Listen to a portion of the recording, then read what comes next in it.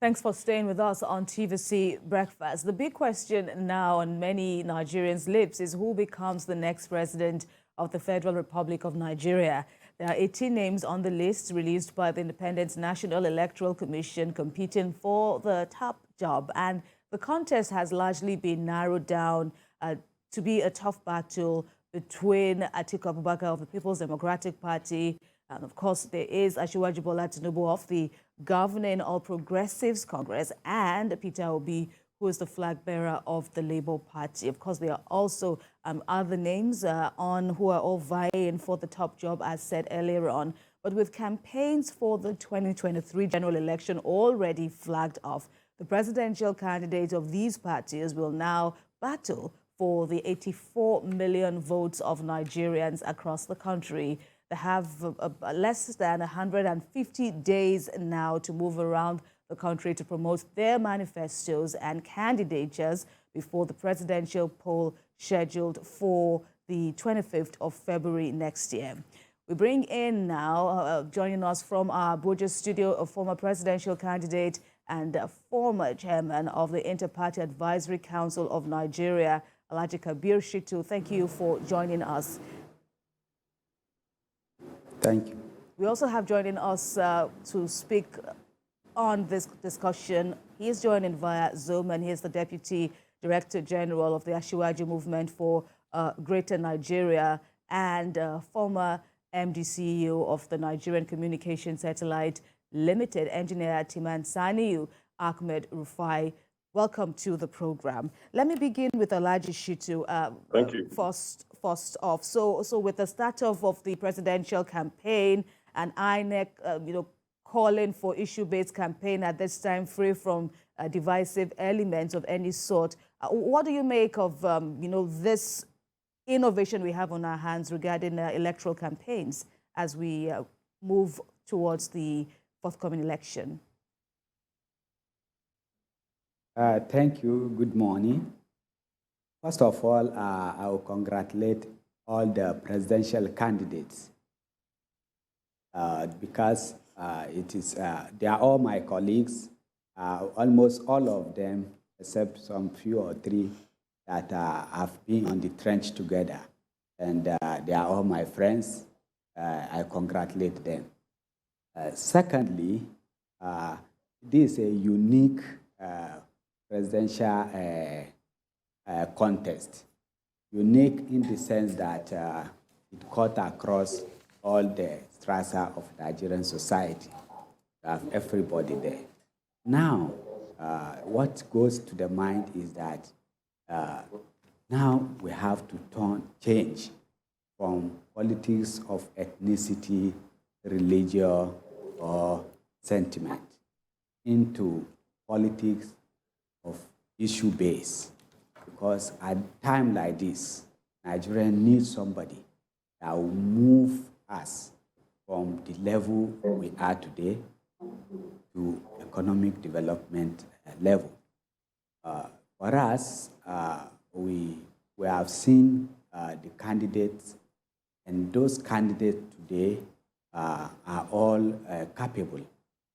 But when you are all capable, you also now look at among who is the best, the first 11 among them. That is where the matter is. Nigerians must look at the antecedents of each of the candidates. For us, we see that you have Kwankwaso, you have Obi, you have Atiku, and you have the great Asiwaju. All of them are competent. All of them are okay. But you find out that Asiwaju come with a lot of goodwill. In terms of economy, they are shown to the world how you can build economy. In terms of harnessing natural and human resources, they are shown to the world. Asiwaju are shown to the world that it is very, very easy for you to harness both natural and human resources. He has done it before in Lagos, in the West, and he has also shown Nigerians that he is a Nigerian, not of any, it doesn't bother where you come from. And even in his cabinet, you have the whole Nigerian represented. And is coming, Asiwaju is coming from the point of strength. He has his party intact around him. He has friends across the country. He's the only one who will sleep in his bedroom and stretch his hand, and it will reach Sokoto. He will stretch his hand, he will reach Maiduguri. He will stretch his hand, he will get to Ebonyi. He will stretch his hand, he will get to Bayelsa. All right. For us, that type of man is what Nigerians need now. Okay, so let's bring Engineer Ahmed Rufai into the conversation now. Your party's candidate in person of Asiwaju Bola Ahmed Tinubu has said that his leadership will inspire Nigeria to greater heights. I want you to perhaps from that window shed more light on what he is trying to sell to Nigerians. Yeah, thank you very much. Good morning, Nigerians.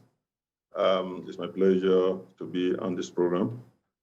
We are bringing in a candidate with what we call the 7 C's of our candidate. We are bringing in a candidate with content. I'm using the similitude of a book now. Once you open a book, the first thing you see is content. What is the content of this book? So this person we are talking about, what is his content? And when you look at the content, the next thing you look for is character, is the chapters. So we are bringing in a book, a candidate like a book with content, with chapters in this content based on concepts. Each of these chapters, which represent the different challenges that we're facing in Nigeria as a nation, be it power, be it infrastructure, be it insecurity, be it food security, name them. Different chapters of this content is based on concept. And we are bringing in a candidate representing the 4th and the 5th C now. This concept to be implemented by people with capability and capacity, because he's a leader that has proven that both of them, both the presidential candidates, Asiwaju Bola Ahmed Tinubu and Kashim Shettima, they've proven to Nigerians that they are talent hunters. And this is about 40% of a leader, the work of a leader. 40% is the human resources. The next 40% is strategy, and 20% is technical knowledge. So we are bringing in a candidate that has shown capacity to headhunt. So capability and capacity. And not just headhunting, they have shown over time that these people are people with characters and conviction. So Asiwaju is an embodiment of all these 7 C's. Also, the vice presidential candidate, Kashim Shettima, is also an embodiment of all this. So, and what are we aiming at? We are aiming at a situation whereby we have a Nigeria with Nigerians that produces what we eat. Because God has blessed us with arable land, God has blessed us with water, and we have the sun. With these 3 things, and energy, the human resources that we have, we are going to industrialize the agricultural value chain. There are so many products, agricultural products, like cassava, like wheat, like the grains, like tubers, that we can earn more money from them, more than what we earn from oil. And nearly out of 923,000 kilometers square, that we have in Nigeria, more than 60% or about 60% is arable. So we can actually produce what we eat. We are looking at in Nigeria that that treat her citizens. We have medical doctors here, so there's no need flying to London or Dubai for medical attention. This was what it was in the 70s, in the 80s, where you have the UCH, about and other prime hospitals, the general teaching hospitals all over the country could attend to our ailment, our common ailments here. So we are looking forward to that Nigeria where schools, our school is one of the best in the world. In the 70s, in the 80s, people used to come from outside to attend our universities. So we want to go back and build that Nigeria. We are looking towards a Nigeria where we refine our petroleum products here. It's a shame that we have 3 refineries, and we earn about $40 billion annually from petroleum products. Yet we spend $28 billion to import the same products into Nigeria. Luckily, a lot is being done now by the present administration in terms of revamping our ailing refineries, which was more or less neglected by the previous administration. And I'm confident that before the end of this administration, the refineries will start working. So we're going to build on that in such a way and manner that we refine our oil here and even export to our West African neighbors and other parts of the world. So these are the values that our candidate, is going to bring to the table. We are looking at human capital skill development. Human capital skill development, we're looking at the teaming youths that we will be able to train, and they become leaders in their various areas of endeavor, be it technology, be it arts, be it sports, or what have you. And our leader, our presidential candidate, and his able running mate have shown over time, with the opportunity they had to be in charge, the fact that they are great developers of human capital. And the footprints are all over, for the purpose of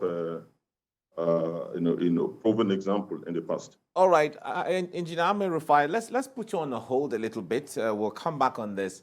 We're still discussing this issue. Stay with us. We'll go on a short break and return with more on the program. Right, you're watching TVC Breakfast, and on this segment, we're talking about the presidential election campaigns and going forward, and generally what Nigerians are looking forward to in the candidate that they want. And we have joining us Engineer Ahmed Rufai, as well as Kabir Shitu, who have been with us on Zoom. All right, Alhaji Kabir Shitu, let me come to you on this. Now, in the days of the Action Group, the NPC, the NCNC, the First Republic, to the Second Republic, where we had the UPN, NPN, PRP and the others, and then to the Third Republic, the SDP and the NRC days, and now the PDP, APC, and all the other political parties. The rhetoric has always been the issue of providing the basic things: electricity, roads, housing, water, schools, and all of that. And Nigerians seem to be very weary of all of those because they've been having the same promises every year, every election cycle, and all of that. In this coming election, from your perspective, what do you think are the issues differently from those? For us, we believe that in this particular election, first of all, we must do away with lamentation. Nigerians should do away with lamentation. We must now, as people, look at where we are and where we want to be in the next 30, 50 years, which I know and I believe that Asiwaju Shetima ticket will bring on board. We have to now look at technology. We have to now look at how, if you are looking at the area of agriculture? How do we now start using drone? How do we mechanize our agricultural system? How do we take comparative advantage of our agricultural sector and our mineral sector and our aquatic sector to develop the country, which Asiwaju has done within his own limit area of Lagos State. Then we look at how do we do away with ethnicity, religion, and other things, because this takes us nowhere. No country has grown being sentimental. Asiwaju Bola Ahmed Tinubu ticket will bring this on board because they've demonstrated that before. It's not maybe it's a new thing. How, as a country, do we now see ourselves as Nigerian, not as Yoruba, Igbo, Hausa, or this? Again, Asiwaju ticket has shown this in various aspects. And as a country, we must put measures. There must be reward and punishment. And our leadership and our reward must base on merit, not sentimental, not sentiment. As soon as you put this in place, which Asiwaju Shettima has practiced this. Shettima has practiced it when he was governor of Borno and when Asiwaju was governor of Lagos. And even as leader of ACN, leader of APC, he has shown in he that he cut across, built bridge across Nigeria. So he's a Jagaban of Nigerian, which he got the title right from the north. It's Asiwaju, with the title come from the west, south. So he has cut across the country. All right. Now, Nigeria is just at the time when China were down like we are today. They brought out 50-year rolling plan. And under this 50-year rolling plan, you had Mao, who made some mistakes in his implementing those, some of them. It's the same area we are today. President Buhari have put a lot of measures in place. You now need somebody that will come and then put those measures into practical implementation. Asiwaju is capable to do this. All right. When Let me put you on hold. When Mao died, and then I want to see Asiwaju as a dunk of Nigeria, because it is Dong that came and put China in the world economic map. And under 30 years, they become second largest economy in the world. And I believe by the time Asiwaju come, and we put this map and take from the past, what the past administrations have done, Asiwaju will put Nigeria into world economy. And in the next 30 years, we'll be first or second largest economy because we have all resources, be aquatic, being agriculture, being mineral resources. We have it in order that we can attract the world to Nigeria. And there are many measures which we can bring in place. And we have confidence that when we put this before Asiwaju Shettima, they will implement it. All right, Alhaji Shitu, let me put you on hold so we can also blend the views of Engineer Ahmed Rufai into this ongoing conversation. Engineer Ahmed Rufai, you belong to one of the thousands. We understand that coalition bodies like yourself, advocacy groups like yourself, championing the cause of the Asiwaju Tinubu Shettima candidate. You are running to about thousands. But one issue that we wanted to clarify: how coordinated are these bodies? Because it appears to be a nationwide movement, but in terms of coordination, are you doing this, group per group, or is it like a national coordination exercise somewhat? Please, can you come back again with the How are question? these movements, these bodies, championing the cause of Atiku Tinubu and Shetima? How are all these groups which you belong to, one of them, how are you, coordinating yourselves? Yes, we have umbrella body, the Presidential Campaign Council. They are coordinating all the groups, all the support groups of Aswaju. They are registered with the party and also the campaign council. And there's a central coordination from all these groups, nationwide. So the activities of the groups are streamlined, and we all have one common purpose, which is to deliver our presidential candidate come February 2022. And in terms of, assurances, how you're hitting the ground running, carry on. We thought you had finished up on that point. Carry on, please. So I hope I answered the question.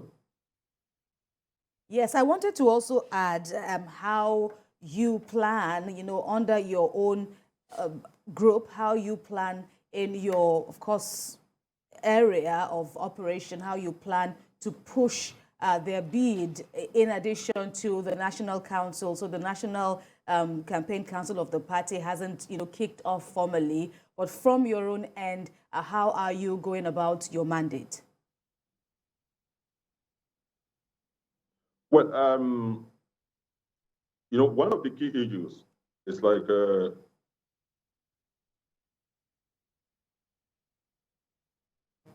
the doctor tried to find out what is exactly the problem, then prescribe the solution, the medical solution. That's exactly we're looking at, and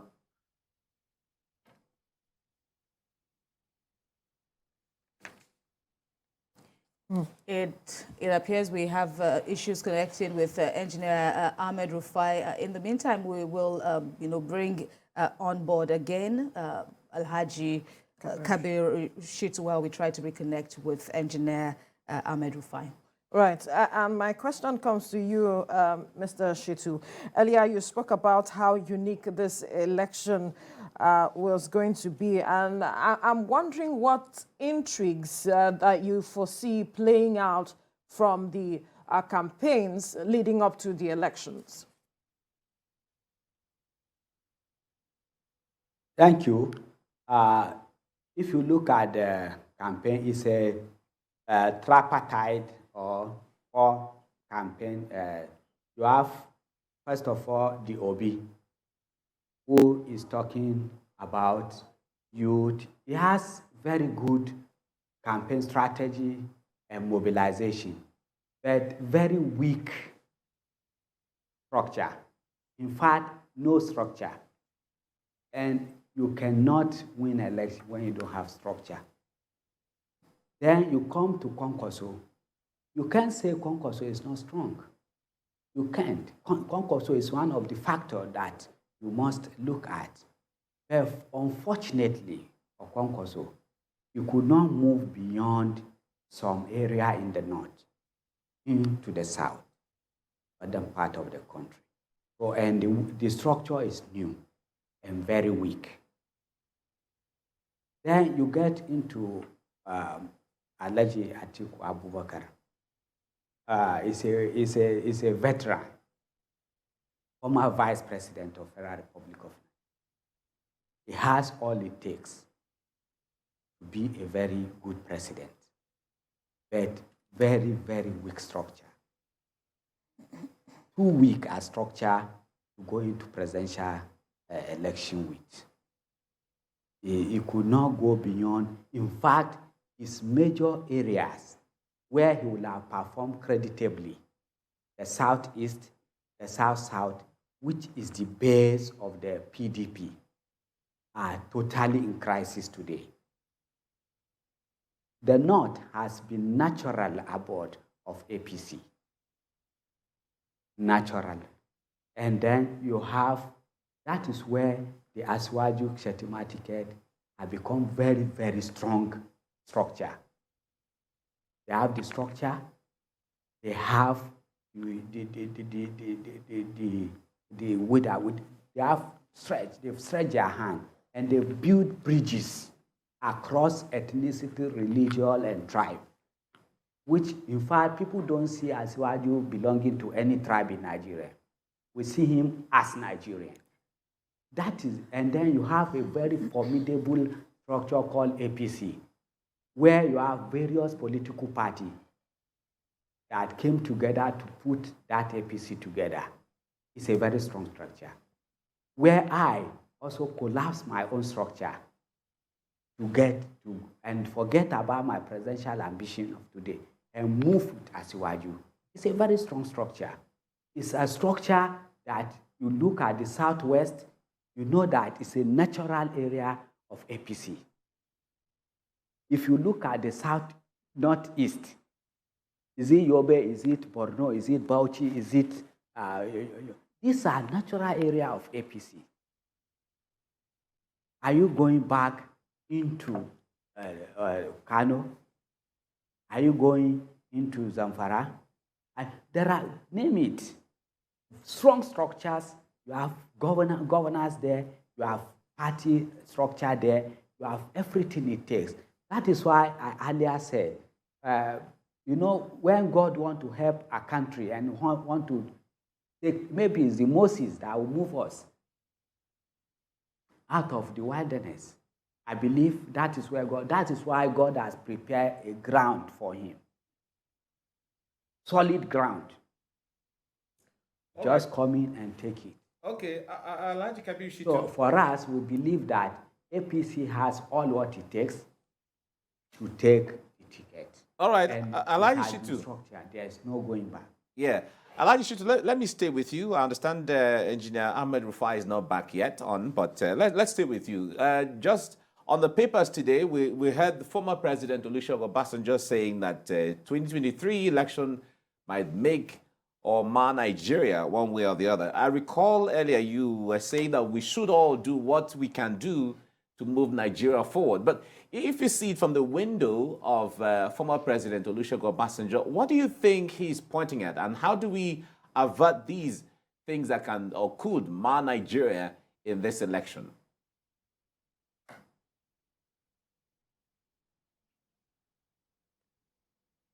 Gabriel Shizu, can you hear me?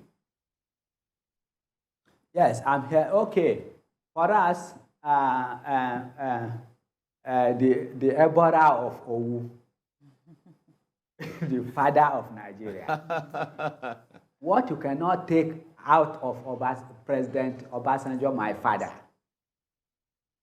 is that he loves Nigeria. So he cannot, I don't think he can even do anything without looking at the welfare of Nigeria.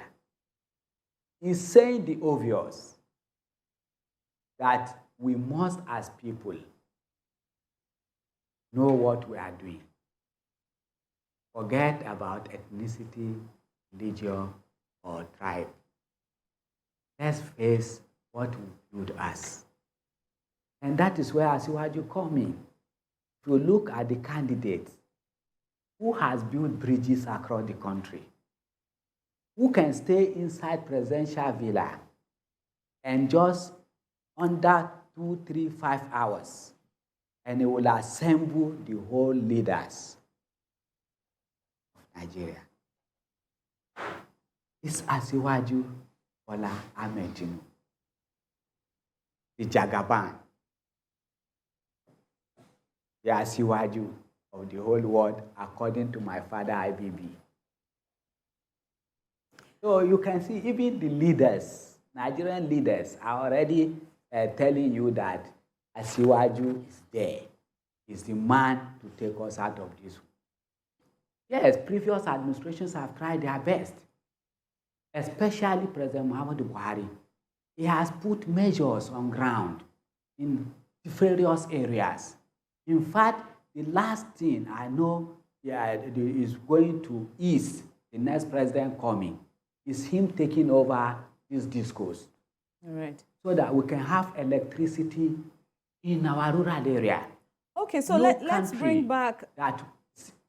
Let's bring back Engineer Ahmed Rufai. Apologies for the interruption, Alhaji Shitu. We understand that Engineer Ahmed Rufai is back. We had a brief disconnection. It's good to have you join us again. So still talking about Engineer Ahmed Rufai, still talking about your mission, your mandate now.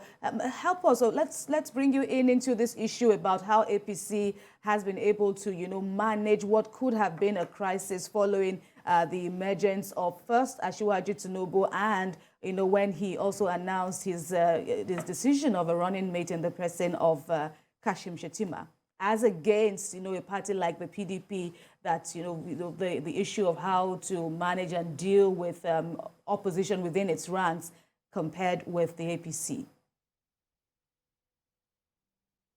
Yeah, thank you. With respect to the ticket of Aswaju and Shettima, I strongly believe that we looked for the best candidates, the best candidate that can address the challenges, facing the nation. And I want to argue from the point of medical services, for example. If anybody is ill and he goes to the hospital, he doesn't care whether it's a Muslim doctor and nurse that is attending to him or a Christian doctor and nurse that is attending to him or her. So if you are sick, you are just interested in getting yourself back, and whoever can help you, you submit yourself, to such a person. If we go to the airports now, we don't ask if the pilots is a Muslim or a Christian. You're just interested in the expertise of the pilot, and also that the aircraft, is good, is maintained and serviced.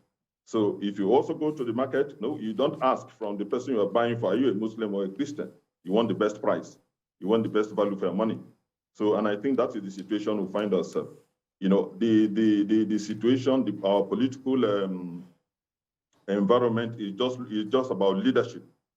So in the situation we found ourselves, where we have to get two people on board, one from the south and one from the north, we are having two candidates that are best suited for this situation.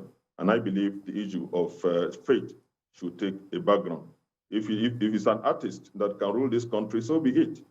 And besides, we don't, this is a country of so many religions. It's not just Muslim, Christian. There are free thinkers, there are other, there are Buddhists, there are Jewish, people that believe that are biased to Jewish faith. So why are people not talking about that? Why are we just talking about the Right. Now, the INEC is asking political parties, still staying with you, Engineer Ahmed Rufai, INEC is asking political parties to show some level of commitment to at ensuring peaceful campaigns. And I want you to talk to us from that perspective, the party's commitment, that's the APC's commitment to ensuring peaceful campaigns. The APC, and indeed the campaign strategy for Aswaju Tinubu is to showcase our candidate. And like they say in marketing, good products, sells itself. But when you do branding, you even sell more. So our campaign is just about showcasing the capacities of our candidates, both the presidential candidate, Bola Aswaju Tinubu, and his vice president, His Excellency Kashim Shettima. Because we have so much to tell Nigerians about these two gentlemen and what they have done in the past and what they will do when they come on board. The foundation has been laid because you have to realize the fact that this government in 2015 met an economy that is depressed, that is distressed. We had negative GDP growth in more than 3/4, and the government worked day and night to bring Nigeria out of the distressed economy, and started the growth path, which by the grace of God, when the incoming administration comes in and take over, from the perspective of APC, they are going to work on that and accelerate the growth. So we are not interested in, attacking personality of anybody. We are interested in marketing our own product and convincing Nigerians that among those that are available, this is the best combo. This is the best combination that will take Nigeria to greater heights. So that's all that we are looking for. We are interested in bequeathing a Nigeria to Nigerians, our children in particular, that are matured now, that they can be proud of. We don't want to be running to other countries when we have the youth. We want them to be coming to us here.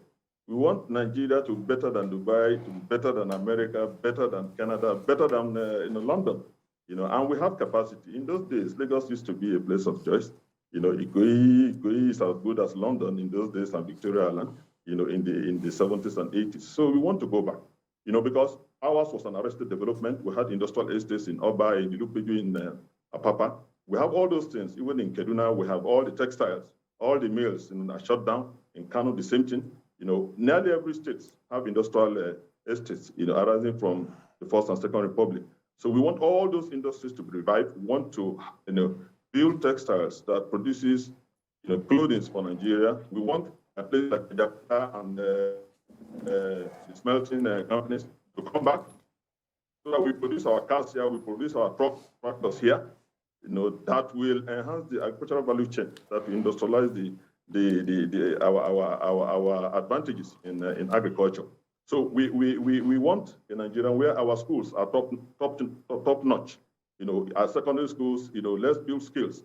Let's build children that are programmers, that can write applications and write software that we can sell to other nations. Let me tell you, the Indians, they earn more money than we earn from oil, because of the human capital that is abundant there. The same thing, with China. So we want a situation whereby every Nigerian child is educated and every Nigerian youth is skilled. And this is what we believe our candidate, the Bola Tinubu and Shetima, will bring to the table. So these are issues that we campaign about, not any ultra-bias issues. So it's going to be an issue-based campaign, and it's going to be about showcasing the capacities, of our candidate. I told you they have capacity, they have capability, they have content, they have character, and they have conviction, because they've done it before. So we are coming with their 7 C's, and ask Nigerians, to compare and contrast and make the best choice.